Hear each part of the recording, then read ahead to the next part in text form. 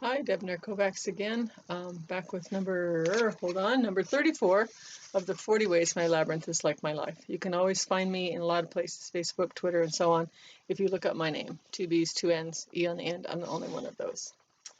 Number 34, there's always time to stop and smell the roses. Walking a labyrinth must never become jogging a labyrinth or running a labyrinth. It's a slow process. It's meant to be. You move along quietly, putting one foot in front of the other, minding the path and the turns, especially if maintenance has been neglected.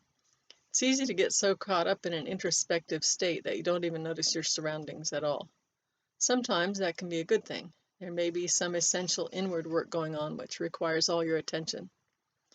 The labyrinth and its paths may be only a sort of ordering tool, something to keep you moving but dictate those movements so you don't have to think about them, let alone make decisions.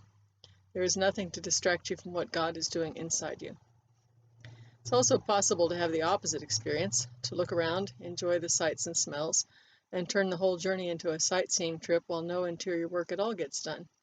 Sometimes that can be a good thing too.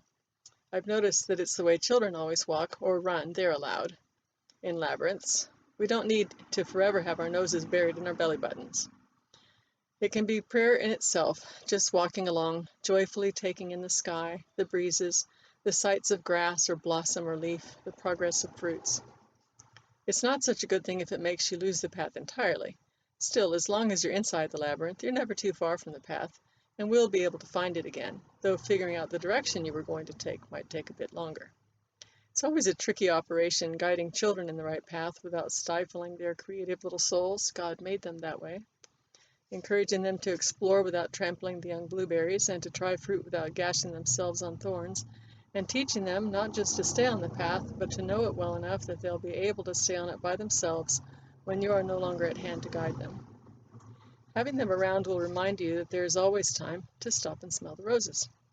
Even in the midst of whatever inner crisis you are undergoing, looking up and discovering a rosebud or a butterfly, or a little hard green grape beginning to fatten, will give your soul relief and remind you that God is only stirring around in your insides for the purposes of creation and recreation. Conversely, when you are wandering happily along, noticing all the blossoms and grass and breezes, the discovery that the raspberries are reaching out long, thorny arms to snag you again will remind you that there is work to be done, and that even when life is a bowl of cherries, somebody has to plant, tend, and harvest those cherries, and each one has another seed of life inside it.